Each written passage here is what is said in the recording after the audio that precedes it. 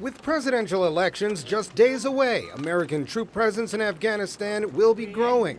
President Obama says he's determined to win the war against pro-Taliban militants. On Monday, the president talked up the need for more troops and missions. The insurgency in Afghanistan didn't just happen overnight, and we won't defeat it overnight.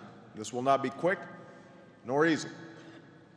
But we must never forget, this is not a war of choice. This is a war of necessity.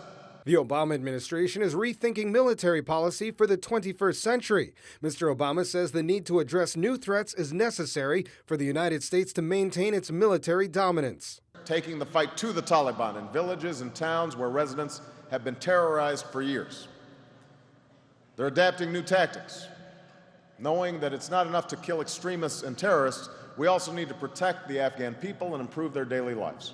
Afghanistan's elections this week will be a true test of U.S. military effectiveness, where troop presence has been escalated in anticipation of problems. But some argue that American troop presence in the region is the root cause of regional disruption.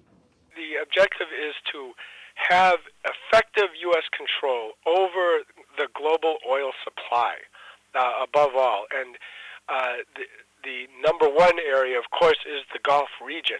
President Obama has made Afghanistan one of his top foreign policy priorities, outlining the hunt for Osama bin Laden and dismantling pro-Taliban forces. There are currently 62,000 troops in Afghanistan, with 6,000 more headed there by the end of this year.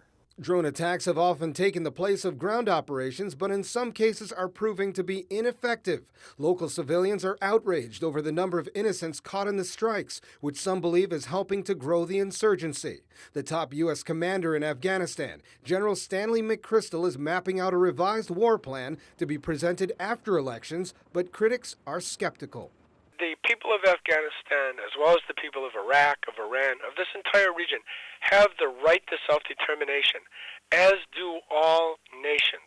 And the people cannot, in Afghanistan or in Iraq, they cannot exercise that right to self-determination while they are under occupation.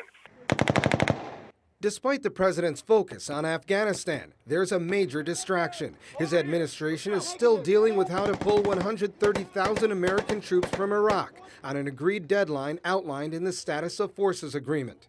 For Press TV, Colin Campbell, Washington.